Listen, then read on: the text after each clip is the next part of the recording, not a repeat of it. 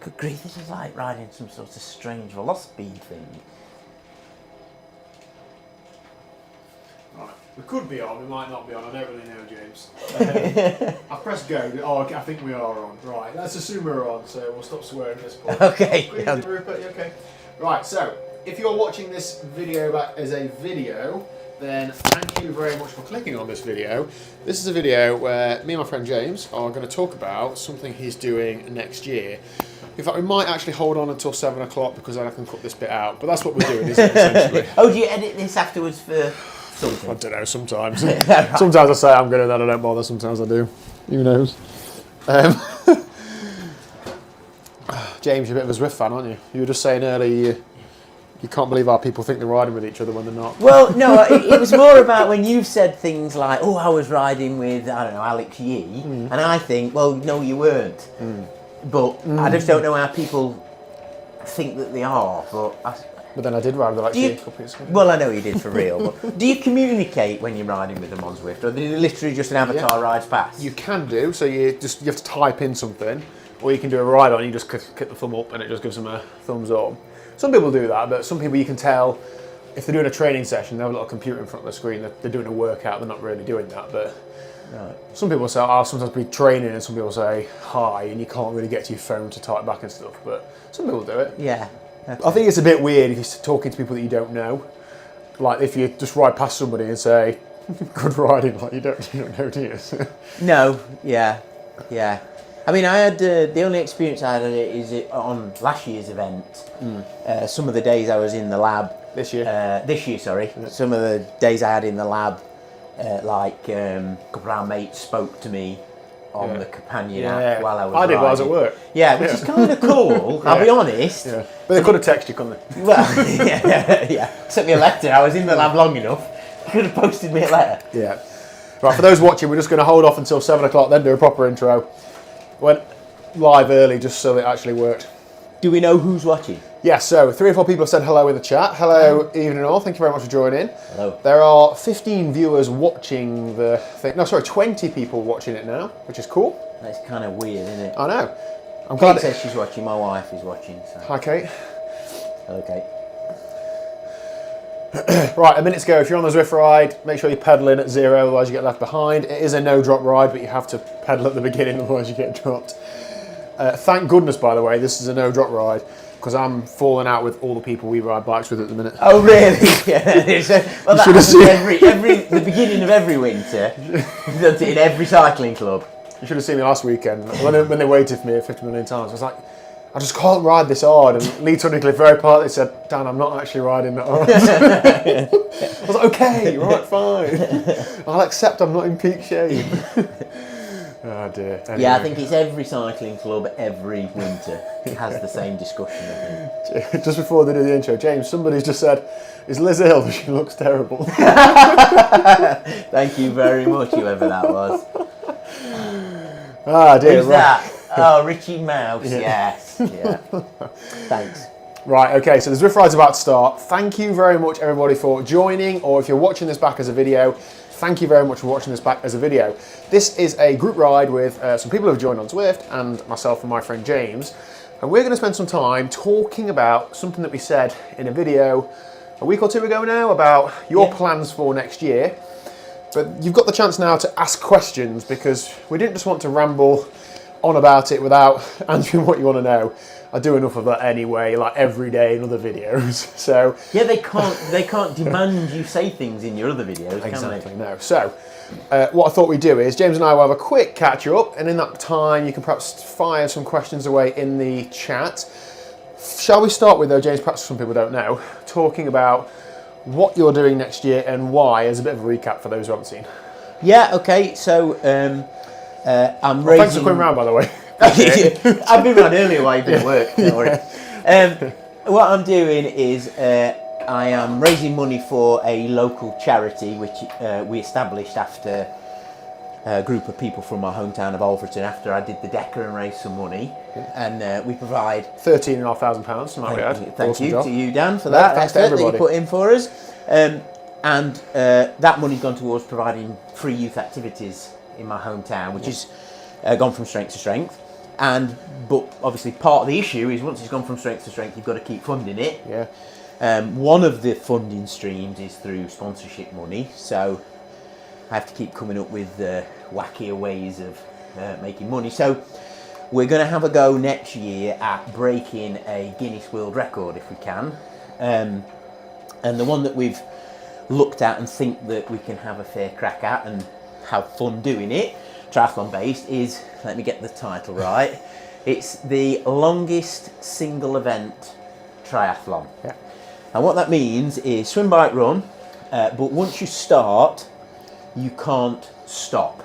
So there's no rest. Ever. You can have 5-minute breaks, including transitions, can only be 5 minutes. There's a specific rule for it, isn't there? Yeah. The wording is Forward progress or Yeah. forward movement, something like that. So it just means that it's basically tied to how long you can keep going before you have to go to sleep. Yeah.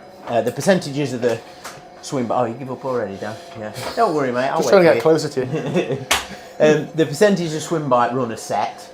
So the overall distance that you're shooting for is set by how far you swim. Yeah. And obviously we think that's going to be a good way of raising money because it's something that people can get their head around.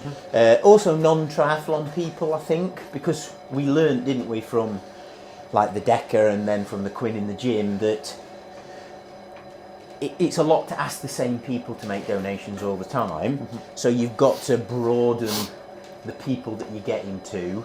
And I think this one will be of more interest to more people. Yes. So that's the aim. What James is basically doing is when he's thinking about a challenge, he's thinking about the YouTube title.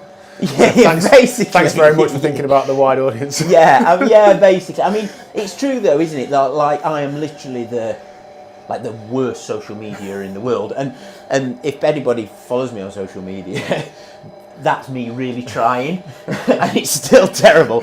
So what I do is piggyback off Dan's social media, and that's good for the kids in my hometown, and we appreciate everything that you do for us. So thank you, Dan. No problem. So, talk to me about the percentages. Give me some rough ballpark figures. What's the record currently? Do you know how? Yeah, I do. So the current record is just under 390 kilometres. I think it's 388 kilometres. But it's been, I don't know whether that is actually a record that was beaten this year, earlier. So it might go up again slightly. Which, it's not like the distances sound fearsome when you've done things like doubles and triples and deckers and quins, but it's the way that it has to be done makes it a really interesting and exciting challenge. You could fail it so easily. Yeah. Being over ambitious, I think, at the swim will cause problems because it means that the bike and run have to be longer than perhaps you can handle. So what happens is you do your swim, and that then dictates how long the other disciplines are. Yeah. So if you swim, for example, 10 miles, then you've got to ride 300 and run 70 or 80. Yes. It could be a problem. So you've got to be confident, but not too confident. And Yeah. And I think you've got to allow yourself a little bit of wriggle room for the, as we know from videos that you've made of me doing stuff in the past, that stuff goes wrong, doesn't it? Of course it does, yeah. Like all the time. Well, the Decker, was it day 2? Matt Waterfield got COVID, had to go home, and he was like, he was your massage man, he was like, looking after you every night. Yeah, and we were like mega fortunate, weren't we, that nothing, that no negative bits come of that. But I think that was good fortune. So, you've got to be conservative, perhaps, but, part of us is wanting to do the best we can, isn't it, all the time? So, So was it something like 10 or 11k swim? I think they do about 200k ride. Then it was about 50k run. Was it something like that? Something like that now. Yeah. So basically, it's 3% swim. Yeah. I think it's 77.5% ride and 19.5% run. So in my mind, you've got two limiting factors. You've got total time for sleep, and then you've got how fast can you ride? Because if you're averaging 16 miles an hour, it's very different to averaging 20. But then the faster you ride, your limiting factor then becomes the swim perhaps, or the run. So it's like this big game of what's going to be the weak point. Which I think makes it exciting. Yeah, very the much other so. thing I know as well from experience is that the run has the potential to play a very big factor, because If you, what's that? It's all right. Let me just delve under you. Oh yeah, well, you can unzip it, and I can stop telling you. I can tell you. Just put it on your right chest. When you put your head towards me, it's going quiet apparently. Okay. Somebody's saying. I think you said that on the thing. Yeah. What they also said is, it looks like he really likes looking at Daniel. I'm just being polite. There you go. Yep. Is that better? Yeah, fine. Okay. So, for example, I know from experience that Thanks, Ian. you can struggle so much on the last stages of the run when you're suffering from sleep deprivation that your speed becomes not even really slow, but ridiculously slow.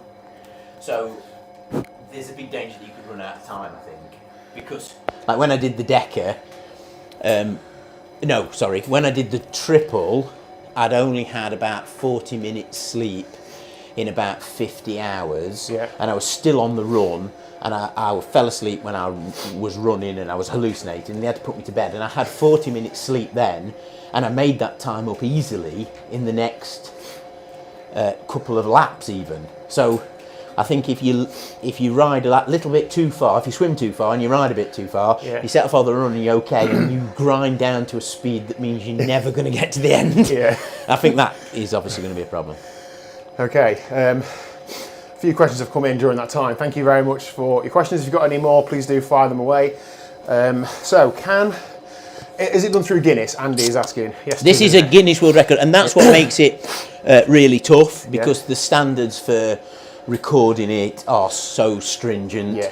And again, it's good for me because it means that I get to spend more time with my mates, because all my mates are the ones that are going to help me sort that out, aren't they? So Andy, who's asking, and I can't remember the exact record that he's got, but he has a Guinness World Record for running as a, I can't remember what the term is, but you tie your legs together. Oh, like a three-legged race? Yes, but I think it's a 12-hour record. Oh, that's awesome. Yeah, as a three-leg race. I think he's done it twice through Guinness. So Andy, we might well be asking you some questions. And we've also got Dan Smith, UK Bike Fit Dan, who was part of the 7-day cycling distance world record, done under Guinness. So thanks in advance, Andy, for helping when we ask you. You've shown a vulnerability there, Andy, that we're going to be taking advantage of. Yeah, so because that's a whole different.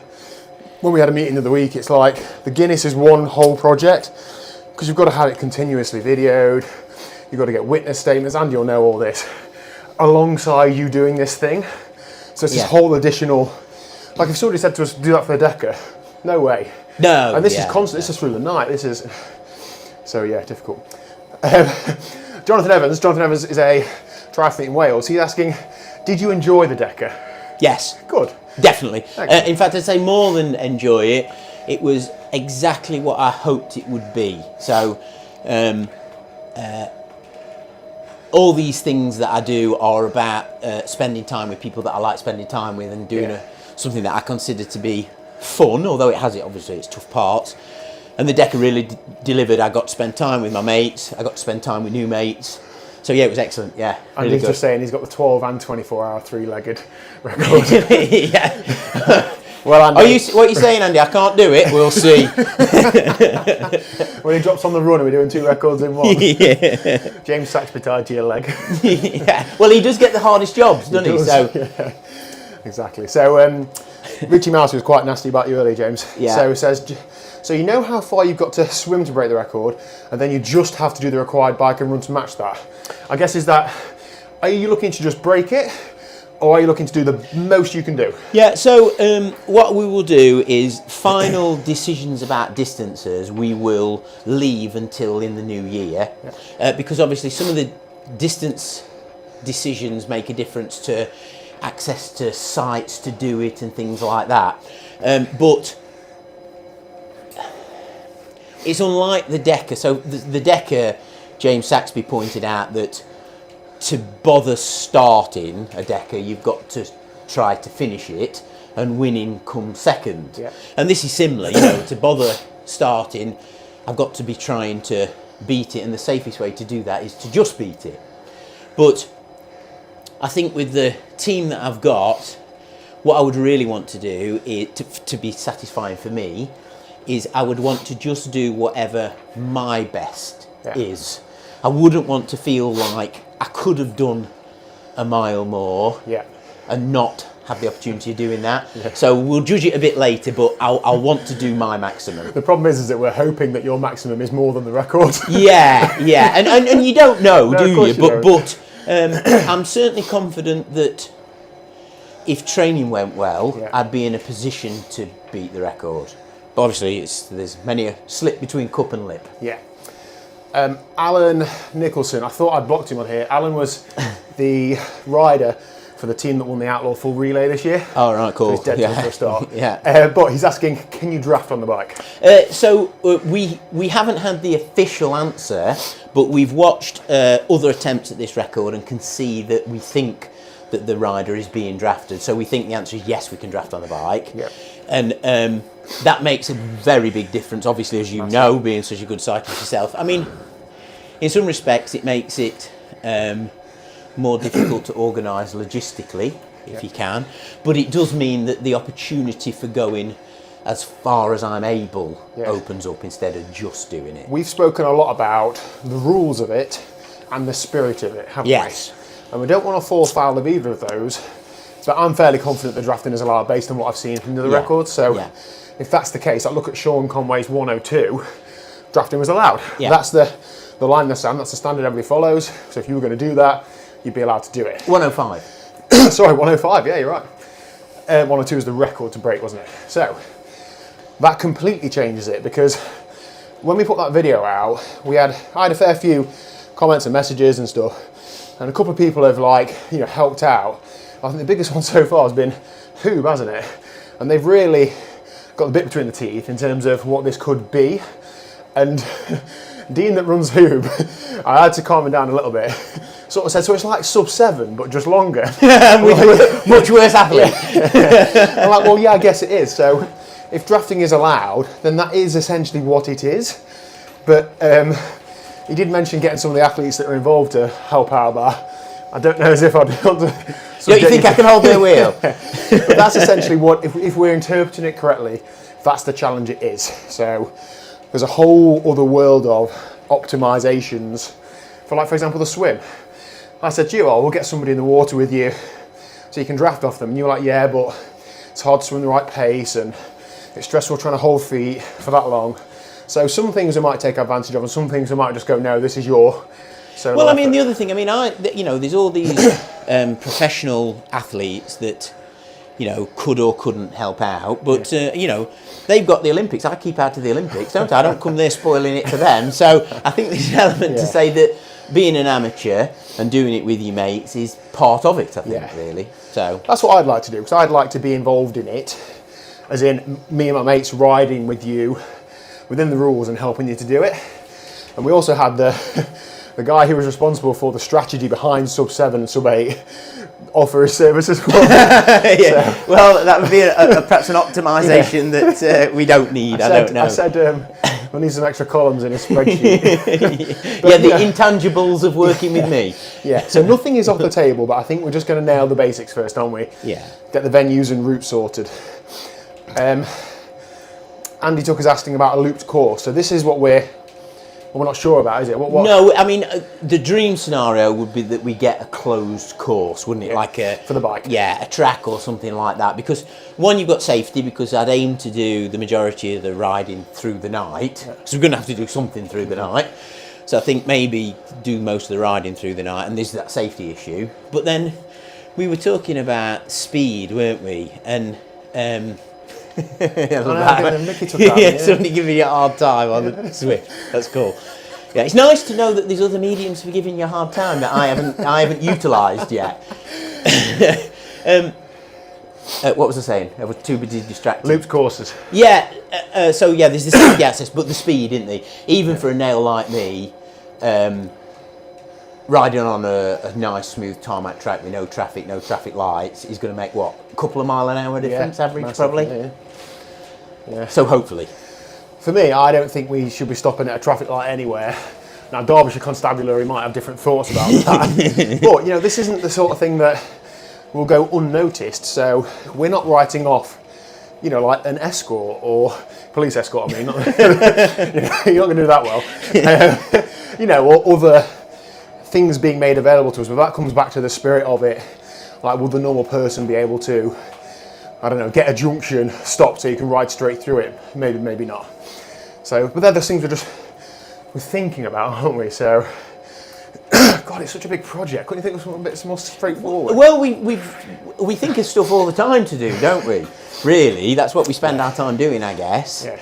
And this just seems like it's fitting with the things that we've done in the past. It gets us to be able to do something with all the people that we've done stuff with. Particularly, I've got to mention this now because I've been told off already. Particularly Paul Fox. Oh yeah. I've got to mention his name specifically because on the other video his name slipped. Well, that's because I interrupted you with the dogs. Is it really? Brilliant. Yeah. Paul, see? Told you. Yeah, so, you know, it's doing it with my mates, isn't it? That's what makes it good. Yeah. Rider of the Year, might we add as well, Paul Fox? Yes, he has. He's just won the coveted black jersey in our local cycling club. Yeah, it's my honour to present it to Yeah, you. and he raised money for the same charity as well. He's now an active committee member, and he rode from Alfreton to the west coast, and then rode coast to coast, and then back to Alfreton, and raised about £1,000, I think. Yeah. So, awesome job.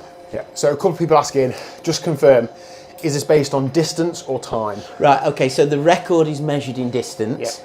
Yeah, but really it's about time, isn't it? Yeah. It's about how long can you stay awake. I think the record is based on about 30 odd hours. Yes. Which I'm pretty confident I can stay awake for longer than 30 odd hours. So you can spend as long as time as you can doing it, you just can't stop for any more than 5 minutes. So that's why when you said the limiting factor is time, you can't do that for a week. No, you can't.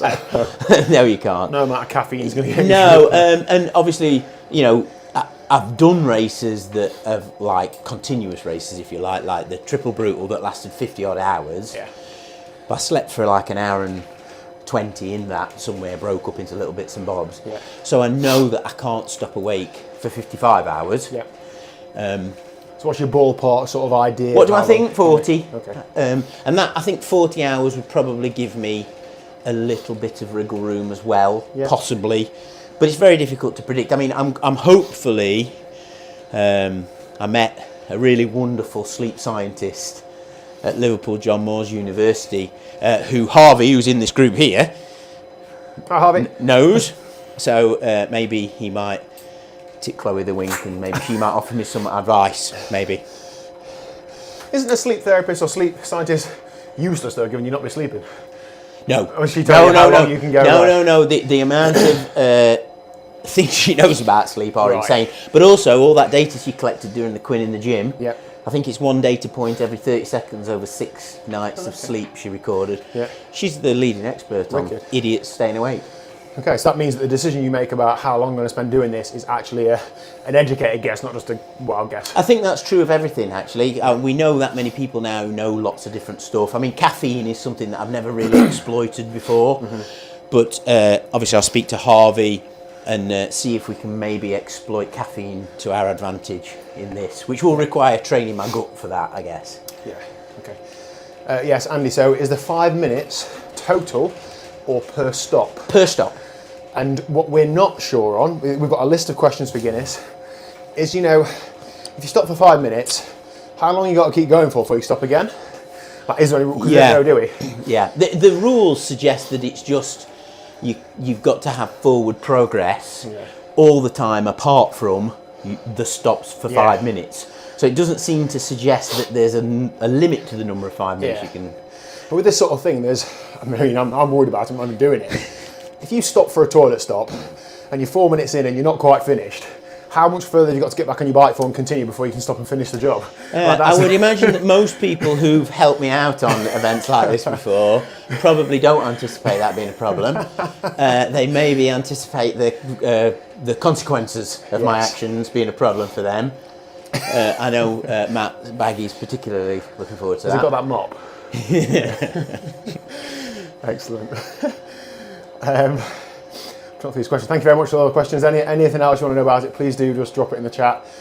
Now, somebody on there, somebody from Manchester, said that I knew that their dad knows me, but I didn't see anything else about that. So, if I owe him money, then let's move on. You can edit that bit out. Can't go up, mate. I just seen it at the Yeah, top. it was at the top. There you go. That. Yeah. Dread to think. Yeah. So Andy says Guinness will throw a curveball, but it's mega when you see it on the website. Well, James didn't have to worry about it. He's just doing the thing. It's everybody else's job to make sure it's documented. Yeah, no doubt. I remember Dan Smith, when he was in the 7-day distance world record, he stopped at a gas station in America to ask them for somebody to witness that a cyclist had ridden past at a certain time. And the guy in the gas station said, "No, if I see cyclists, I shoot them." I was like, okay, probably not then. Hopefully, we won't get that around Derby. Yeah, but you never know. So yeah. And it says, rumour has it, to get in the book, you've got to pay them the full fee. I'm not sure about that, but I think that this world record is going to appear in the book next year. Yes. I think I read that somewhere. Yeah. Because obviously it hasn't appeared. I think it's been set and then broken a total of 3 times. Yes. I think 3 or 4. And I think this coming edition, it's going to appear in it. So, which is kind of cool, isn't it? Yeah, I like it because it's not one you've made up yourself. It's one that's been made up and then changed hands a couple of times, and then you're going to try and get it. Yeah. Well, I think that I looked at all this earlier this year, when I was going to do the Quinn in the gym. Yeah.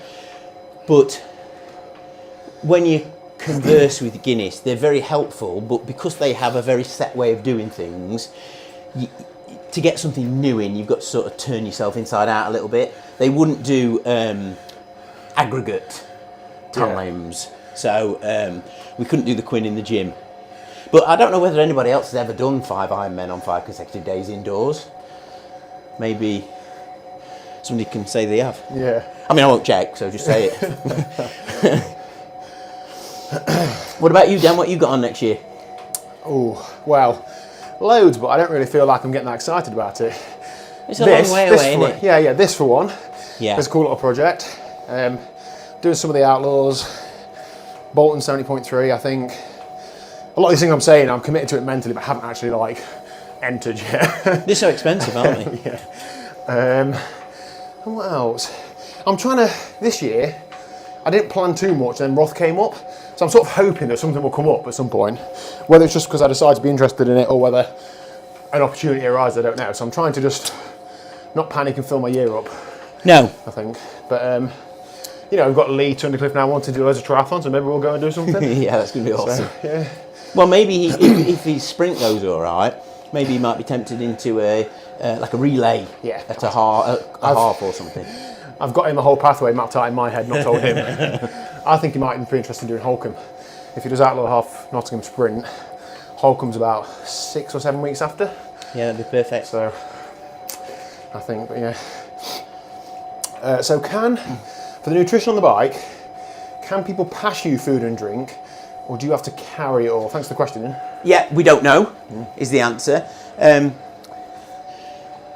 It doesn't really matter because you're going to be having some 5-minute stops to be able to reload anyway. Yeah. And as all of you know, I enjoy my trifle and my mashed potato, and they're more difficult to carry on the bike anyway. Yeah. Obviously, I can eat pretty quick when I do stop. But again, once we've got the exact details, I'm hoping that Harvey will help me plan out exactly what the best way of going about it is. But I mean, I don't think it really matters actually. I think that is an area of optimisation perhaps, but it's also an area of risk. If I'm passing you a bottle. Oh yeah, you've got crash. And knock you off, totally. So for the sake of stopping for a couple of minutes to do that. Yeah. But we've got to consider all these things. We're also thinking about, if we are allowed to draft, what's the formation? Are we just following one person or 2 people or 4 people? Then is there somebody next to you that is looking after you? We've got all these things to think about because we're probably going to be limited by numbers. A venue might not be able to allow loads and loads of people in.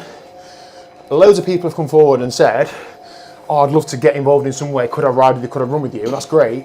But it's difficult to get somebody you've never met to ride with you at the right pace, to deal with you when you're a bit tired. There's a lot of things there, isn't there? So yeah. I mean, we've got a group of people, haven't we, who know what they're doing now. Yeah. And then there's also a group of people around the periphery of that we'd be confident would know what they were doing. Yeah. I think it's another thing entirely to bring somebody in who you just don't know. Yeah. I think that makes it just increases the chances of something going pear-shaped, doesn't it? But like I say, I think again it just depends on how we plan the exact event, isn't it? I did get a message from Dan Bigham asking what it is.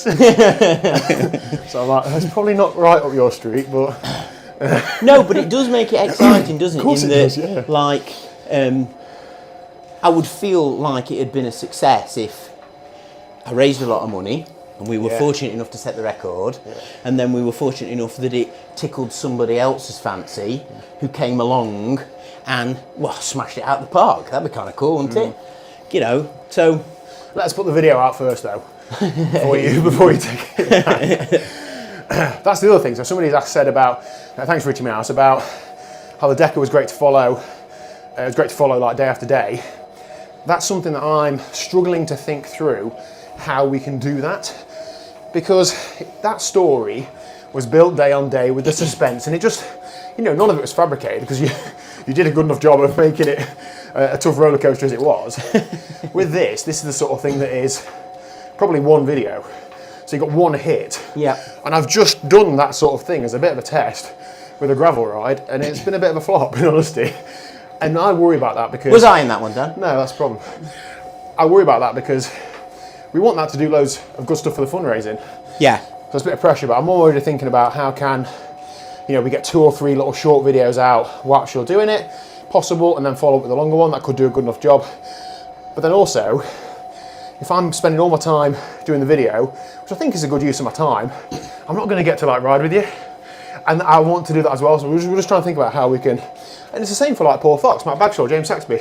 These are all people who we're going to rely on to make the thing happen, but who we'd also like to rely on to be of assistance during the actual effort. So I mean, you're right, but there's more than one way to assist. Yeah.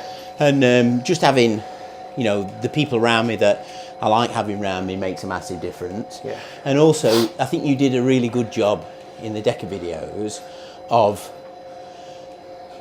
highlighting the other people involved in it, and I think that makes a big difference to them. Well, it must have done, after, because after day 3, you weren't very talkative, so I had to find someone to talk to. I don't believe I was ever not talkative. I find that very difficult to believe. And the same when we did the Quinn in the gym and Ollie did the videos, he did a good job of it, because I mean he had the, you know, a bad end to do, didn't he, because he was stuck in a laboratory, but he interviewed the other people around him, and it makes a difference, doesn't it, when people feel as if they're as invaluable as they really are, because they are. Yeah, so a couple of people saying like live, live stream is an option. We have all the same problems that we're going to have, we have at the Deca, in that we're probably not going to have much, you know, reliable signal, things dying of batteries, half it's through the night. Nights always make great videos, don't they? It's all well and good him talking about how we can stay awake for 40 hours. I don't think I can. So we've got all those things to consider. My camera guy Chris doesn't know it yet, but I'm trying to get him involved in some way, and I'm sure we'll have some others as well. But I think we'll do more through Instagram for like short updates. But I think we need to use, because YouTube's such a well, you're an good Instagram platform. man now, Dan, aren't you? I don't know what I am, but YouTube's such a good platform for reaching a wider audience. Yeah. Instagram's great for people who already follow you, but we want to share this message as wide as we can. Well, I'm hoping that I can persuade you to come and perhaps visit some of the places where the money that we've raised has been spent. Yeah. Because I think people will be genuinely surprised at what we've achieved. So I think perhaps showing them the type of evenings that we put on for the kids of Alfreton would perhaps motivate them to part with a little bit of their hard-earned maybe toward it. Exactly, yeah. And the other thing is we're not quite sure about how to commercially position this, because there are loads of companies. I do not use words like that, but I like it. As in, like, it's for charity, and all the money raised through the Deca was mostly from individuals. Elliott Carpets made a big contribution towards it all. Quinn in the gym, we got a big one from LW Smart Repairs. Exactly. And those things are brilliant, and those people are awesome. So it's like, how can we do more of that? So, you know, we've got a triathlon here. Do we have a a bike sponsor. But then, if they're going to lend you a bike, cool, but you've got to ride it for a month beforehand to make sure you can use it. And is that also, actually this is like, you know, I don't actually personally want anything. Yeah.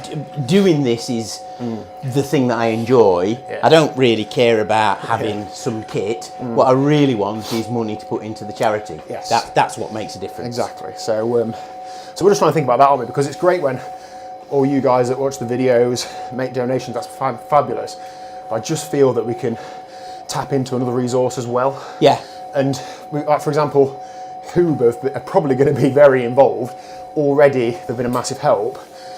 And I'm sure that will open some doors. They haven't met me yet, though. No, that's true. You're right. So the least likely triathlon.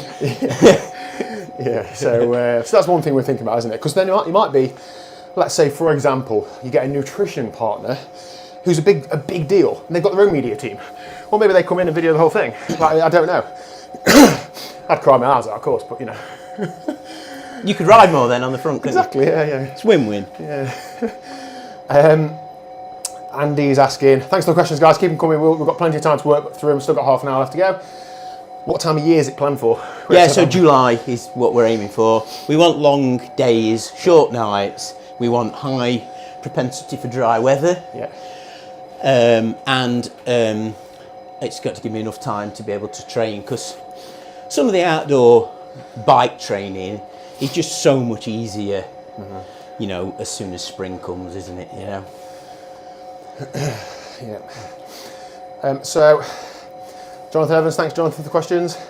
How long after the Deca? So, for those that don't know, James did a Deca Ironman last year, an Ironman a day for 10 days. Not last year, year before. Sorry, you. No, it was last year. Yeah, it was. Yeah, I get mixed up. Yeah, last year. How long after that did you do your first swim, bike, and run? And if these are different times, how long was it before you say you felt fully recovered? Yeah. Okay. So after the Deca specifically, I was spannered for a while. I had a very strange... All that training, and you've just zone 2 training days, aren't they? Yeah. For those of you that watch the videos, you'll know that the last 2 days I was suffering with some pain in one of my legs that just got more and more and more.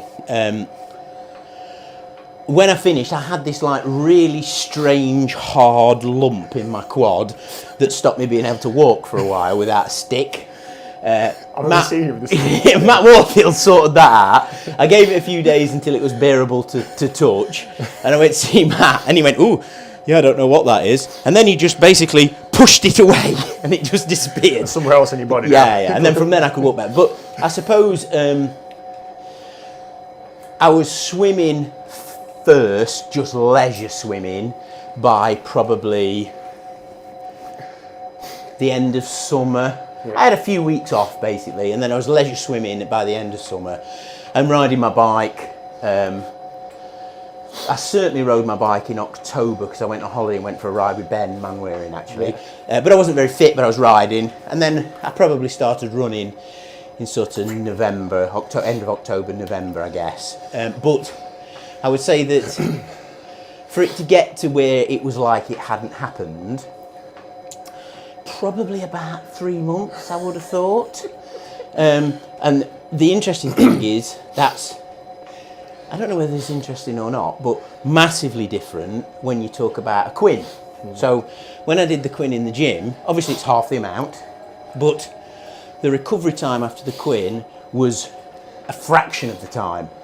I was almost back to normal within a couple of weeks, really. So obviously all the damage happens in the last half of a Deca, I guess. But yeah, no, it didn't have any long-lasting effects, really.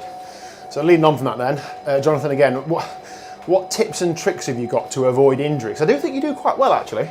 Because I know, I'm not taking the mickey, but you're not 20 years old, and you went through a period of doing, particularly leading up to the Deca, doing a lot of training. Yeah. I do have some tricks, but unfortunately they're really, really boring. So, I have a long history, as in years and years and years, of relatively consistent training. Yeah. Not necessarily at a massive high volume all the time, but I've basically been active, for a long time. I think that helps, and people don't take that into account. They wake up and they're 35 and they say, right, I'm going to get fit. And then you can get fit in a couple of years, can't you? But you perhaps haven't got that robustness that you can build up over the years. That's one thing. And then I am very, very cautious of intensity. Yeah. So the vast majority of any intensity that my body experiences comes at the end of long sessions. Do you know what I mean? It's just the being worn out that adds the intensity. I don't do very much by the way of interval training. Yeah. So examples like you stopped going to the running club, didn't you? Yeah, so I do reverse periodization basically. So in winter, I would do shorter, harder stuff. Yeah. And the closer it gets to my event in summer, my training will become longer. So, and less intense. Anyway, that's always been the case for a long time. But with regard to the Deca, because I knew I always had to get up the next day, I basically stopped going to my running club because we did intervals. Yeah. And I just did commuting to work on my feet instead every day, because I knew that one of the things I needed to harden myself off to was doing something every day. Yeah. About 6 miles a day. You did that 4 days a week, didn't you? I did. So I had Mondays completely off. Yeah. And then 4 working days a week I ran to and from work. That was 6 miles a day. Yeah. Saturday I did my long run. Yeah. Sunday I did my long ride. Most evenings I would do a shorter ride, and obviously the run would be to the pool, so I'd swim in the morning as well. Yeah. So yeah, I think I averaged. Did I average over 30 hours a week for something like 12 weeks? I think. Yeah, it was a big block. Yeah. But the thing is, you're extracting maximum value out of the areas of your life, aren't you? Your commute is a run. You then swim in just before work. You're going to your mum's for breakfast because you don't want to make anything. Yeah. And then you're running back from work. Then you're out on the bike. It's yeah. I just used to run to work with my snap in my bag, so that I could eat all through the day because I was famished as well. I mean, I've always ate a lot, but during the Deca training, I think what I ate was part of my training because it prepared my stomach for being able to eat that much during the event as well. Yeah. So yeah. What? Question from Liz. Thanks, Liz. This is in the house somewhere. Can you talk us through your training plan for this challenge? Yeah. So is it going to be any different to that? Yes. Okay. Definitely. So this is. We're talking chain gangs. Yeah, definitely. So this is going to be more like when I trained for the double or triple. Right. So what I need is the training sessions to be slightly longer, but that means that I need to have more gaps between them. So it'll be something along the lines of running 3 to 4 times a week, cycling 3 to 4 times a week, and swimming the rest. The only sort of weird anomaly will be I'll need to get some long outdoor swims in. Yeah. So some long runs or long rides, probably long rides, will be sacrificed to spend 3 or 4 hours in the lake instead when it's a bit warmer. Yeah. So yeah, it will be different. Rather than attritional, every day, the same thing, it will be a little bit more variation in what I do each day. Probably a similar overall volume, I would imagine. Because you've not got to recover from it. You've got to be fit enough to get through it. Yeah, you're right. And that's like, so...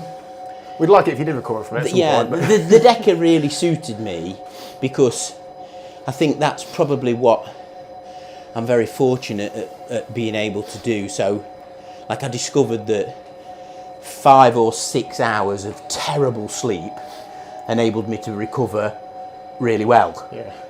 That's maybe just my thing, I don't know. But I was having high quality nutrition, weren't I? I got mollycoddled by you all, didn't I? So it was pretty cool. James thought protein shakes came in the shaker. Don't they? You went through them bars quite quickly, didn't you? Yeah. Just when me and Matt were eating 3 a day. Yeah, you all look hench every time I come back round. Brilliant. If anybody's got any more questions, please do fire away.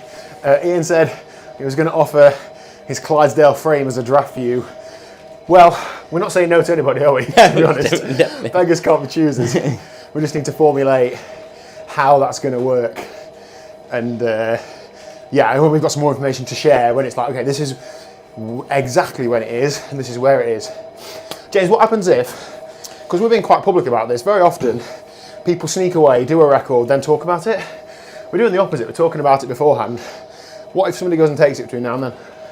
Well, that doesn't change anything, does it? You're still doing it on the day you're doing it. It doesn't matter if somebody comes and takes it the day after, does it? Yeah. You can only do what you're doing, and so I would rather raise lots of money, have a really good time with my mates, than be able to say 6 months later that I had a world record. Yeah.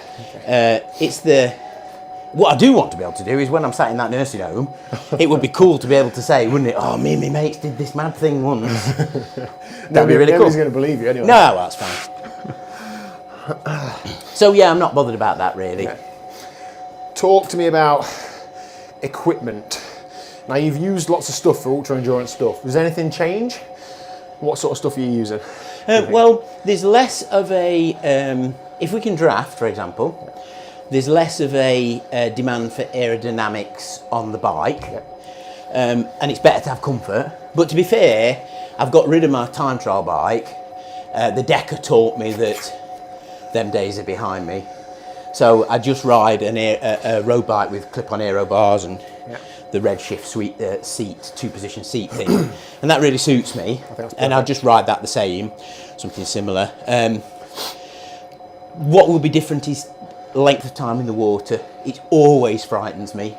And it's not so much that I'm a poor swimmer, it's just that I don't like being freezing cold, and even in warm water, skinny people get cold quicker. So, you know, I've got a thermal shirt that I can wear underneath a wetsuit.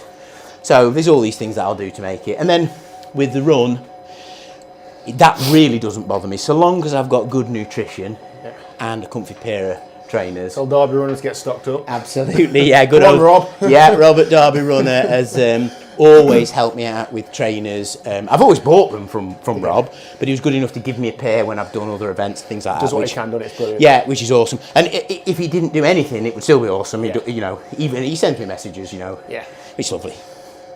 Good stuff. Andy Tucker, his wife Teresa, would like to know if you are self-coached. Yes, totally. You took a bit of direction from Matt Waterfield last year? I did, yeah. I took a bit. In fact, it depends on what you mean by self-coached, I think, doesn't it? So I would always consider myself self-coached because the final decision would always be mine. I would never do what somebody told me to do if I didn't think it was right. But I've been lucky enough that I meet loads of people, and out of those loads of people, there are people that you listen to, aren't they? And every time I've wanted to know whether something was a good idea or a stupid idea, I'll go and see Matt Waterfield. I'll tell him what somebody might do, and he'll tell me whether he thinks that's a good idea or not. And that weighs into my decision. But the same is true on things on the bike. You know, Matt Bagshaw, he knows his stuff, doesn't he, on a bike? Yourself, you know your stuff. Lee Tunnicliffe.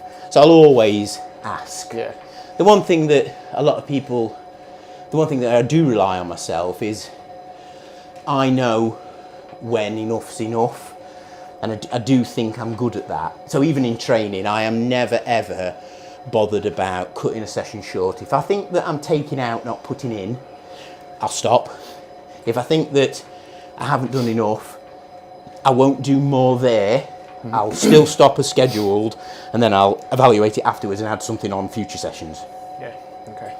Stops me being injured. I think what I like about Matt Waterfield as well, he's not a yes man. He's not just going to go, oh, James, you're amazing, yeah, fine, sounds good. Like he will tell you if he thinks you're doing something wrong. Yeah, definitely, yeah. I just wish he'd listened to me about his slapping left arm in the pool. Still not taking that on I'm board. not getting involved. Even Lee pointed out I don't have favourites. Lee picked him up on it last week. Lee's on his third swim. Anyway, Jonathan Evans is asking, you've done loads of events, James. Perhaps you might want to give a little bit of an overview, but what's the toughest event you've done? Okay, so basically I got into triathlon late. A friend of mine suggested that he thought I might like it because I was running at the time, and you get to spend more time training, meet more people. So I did a couple of sprints and whatnot, and then halves and fulls, and then Southall Sprint. Southall Sprint is a classic. You've seen the t-shirt, Seen the haven't you? Yeah, I still got that t-shirt. I've got the arms cut off now. I use it under my cycling shirt as a vest. God. So and then you do an Ironman, don't you? And then you think, well, I want to go quicker, so you train to get quicker, and then again, and then I got to this point where I finished an Ironman in a time that I was happy with, and thought in the finishing tunnel, weirdly, could I turn around and do it again if I had to? Yeah. And I thought, you know what? I think I probably could. Like, I'm not going to, but I probably could. So then I thought, well, you're going to have to do a double then. So I did a double, and I did the double brutal, which is a hilly one in Wales. Then a triple, did the triple brutal. Then the Decker, 1 or 2 long swims on the way. Then a Quinn in the gym, and here we are, I guess. Hardest event, triple brutal. Triple, okay. Triple brutal. Triple brutal is harder than the Decker. Yeah. It's different. The terrain is like, everything about the brutal is incredibly unforgiving. So, for example, road surface, yeah? The road surface is bad enough so that it perhaps wouldn't spoil a single iron distance, but it would make it tougher. But my God, does it play a part in a triple. You know, the descents, for example, on there's lots of climbing, but the descents, they are exhausting when you're doing triple distance and things like that. And so I think the triple brutal is probably the hardest event I've ever done. Sleep deprivation, it's horrendous. You'll all see. Great question from Richie Mouse.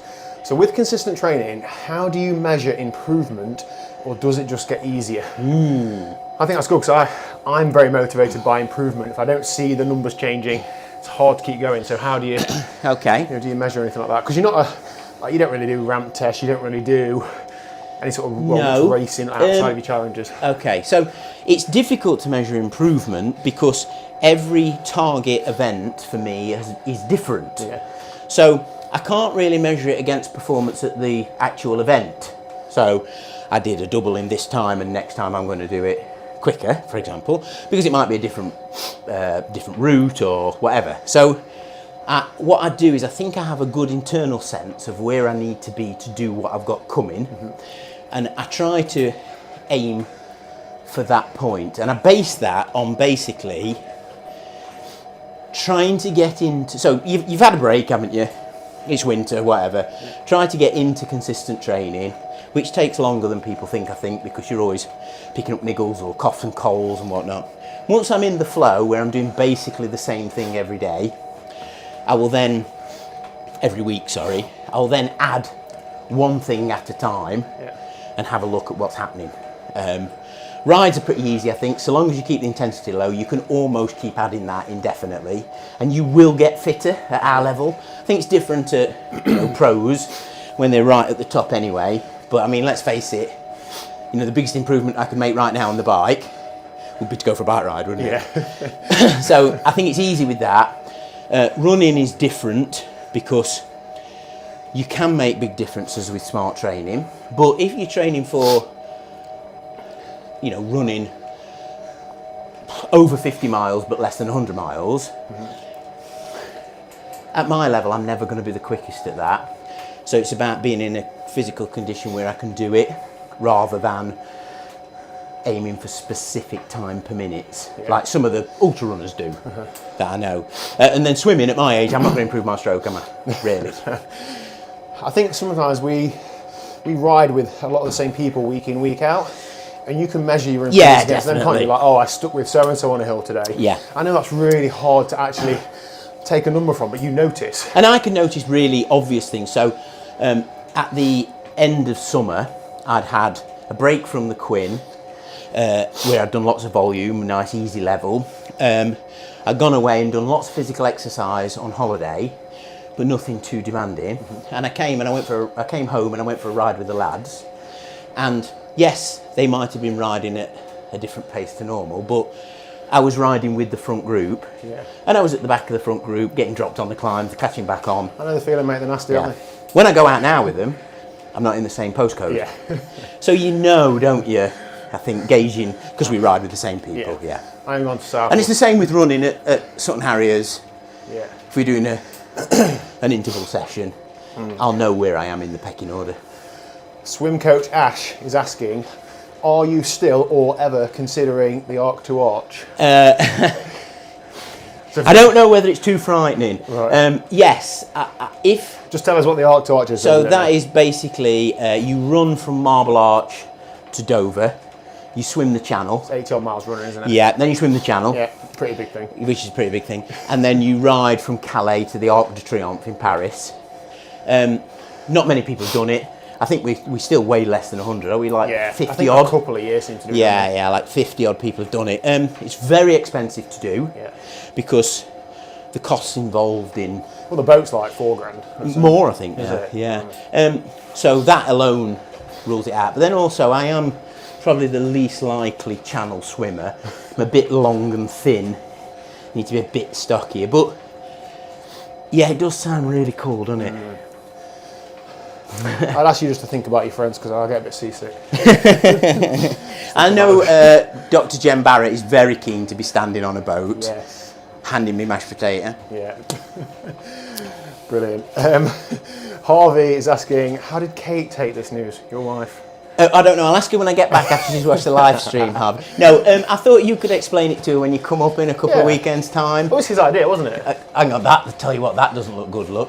Kate Simpson, message retracted. I saw what she put, it wasn't very nice. It was okay. Kate is an amazing wife, and I'm very lucky, aren't I, to have somebody who encourages me to do things. But it is difficult when you're training. It's good that Kate does lots of training as well, and you just you manage it, don't you? Yeah. Between you, I guess. Of course you do. We'll ask Liz. Yeah. My training volume isn't causing any issues at the minute. Ian's asking, does Dan fancy the triple brutal? I mean, the thing is, for once, I'm quite realistic in the fact that it is so far away from what I'm capable of maybe one day, but not prepared for. When you do the triple, you've done the hour full, you've done the full brutal, the double, like all consecutive years. Yes. Training towards it, you have to put that in. You can't just rock up and expect to get round. So I think I wouldn't get round if I went and just did it, and I wouldn't want to because I feel like you not disrespect it, but you're not doing it properly, are you? I also think that actually that's the point. So,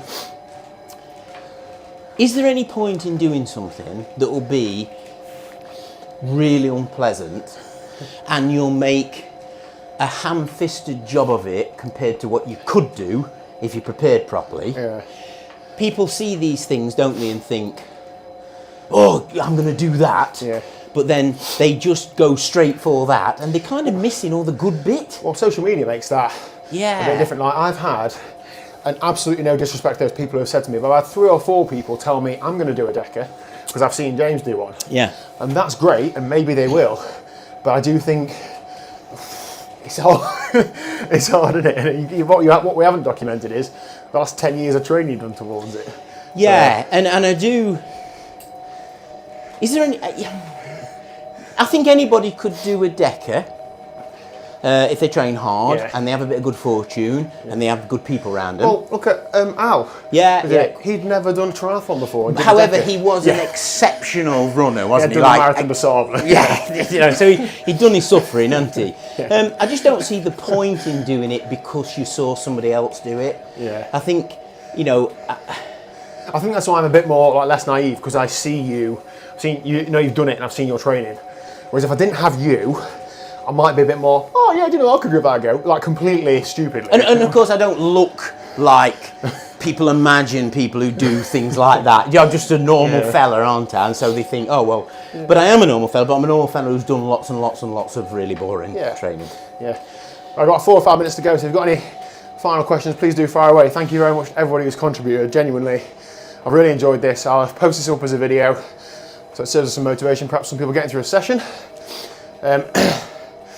Ian's just saying, good to. It's silly to go for a target without enjoying the journey and what the journey is. Oh, so I mean, we have awesome time, don't we, doing it all? So, that's the point. Yeah. So what are we on now? This is going to be year 3 of fundraising, is it? Next Yes. year? Yeah. Yes. And we're up to what, 20 odd grand? Yeah, something like that. If you include everybody's, 20 odd grand I would have thought. And obviously now we're what's called a community interest company. Yeah. We can apply for grants and loans and things. But what we've got going is ridiculous, really. Things are happening now. Groups are happening. Oh, God, yeah. And whereas when you first started, you were just raising money for an idea. And now you're raising money for something that's still happening, and if you don't raise that money, it will stop. I mean, I think that's the thing as well. Maybe the people that follow you and watch your channel, what do you want to see that would make you part with your hard-earned money? Yeah. What can we do to help raise more money? If there's anything that you want to see or whatever, we're always available to do it. We want to motivate you to do something incredible, whatever that is. Run 5K, run a million miles, who cares? Yeah. But because you can do it, can't you? Of course you can. That's the cat. He doesn't go out the cat flap anymore. He sits at it and makes noises, and Liz lets him out. Yeah, the cats train the owners, don't they? Why do you squeeze through a door and you get someone to open it for you? Exactly. Oh dear. What do you reckon to Zwift, James? Yeah, it's okay. I mean, I did spend a fair amount of time on it earlier in the year, about 6.5 hours a day for 5 days. What level are you? I don't know. I'm not that. I'm like 12 maybe, 13, something like that, I think. I don't really understand how it works. I was just hoping that when Harvey logged me on in the lab, he put those things on my account, not his, but I don't know that. Yeah. Richie Mouse asking, so I suppose you can speak for Harvey and Jen and Sam, did the nutritionists learn anything from the DECA other than don't do a DECA? Yes, they did. They're in the process of still doing some analysis. Yeah. My thigh muscle got an ounce in the other day, I saw. Yeah. But it takes a long time to establish something. And in a way, my thing was the worst kind of research because it's one person doing something. But it did open a lot of doors. So it was unusual in that it was so collaborative between scientists. Yeah. So I can't remember the exact numbers, but there were people coming and all day, every day. So I think that was noteworthy. And like also an exhibit. Yes. And they got some stuff through medical ethics that they'd not got through before. So that opens up other avenues of research. So, but I think when I see them in a couple of weeks, we'll see what sort of thing they've got. Yeah. They know not to bore me with pie charts or anything, but I'll ask them what they learned. Excellent. Mashed potato rules, basically. Yeah. And Richard Mouse just said perhaps this requires a different approach, and I guess it will, but we'll perhaps follow up with Jen and Harvey to ask them what... Well, I was always fueling for tomorrow, wasn't I? Yeah. On the DECA and the Quinn in the gym. So in some respects, I was overeating, perhaps for my outgoings at that particular day. We can have a pizza after this one without worries about it, can't we? Yeah, definitely. Yes. There's Domino's in it often. Right, okay, yeah. Yeah, I can see Jen and Harvey rolling their eyes at mentions of pizza. Jonathan Evans asking how my injury is. Not good, mate.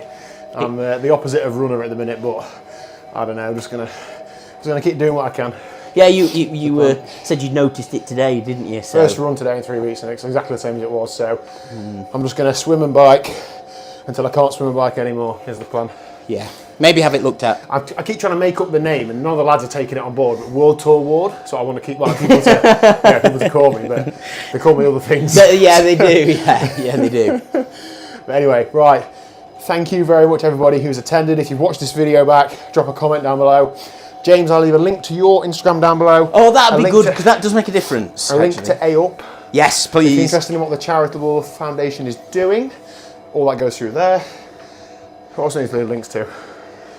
Oh, everybody! If people follow me on Instagram, then I can forward them on to other stuff, and then they'll see what we're doing, won't they? All the time. 'Cause you don't post everything because obviously you've got your own life to do. So that'd be great. When the this world record attempt comes around, no matter where you look, you'll see it. We're going to be plastering. Thank you, Dan. So we're fine. Thank you very much, guys and girls, for attending. We appreciate it. See you later. Just hold back off swearing just for yet, James. Thank you.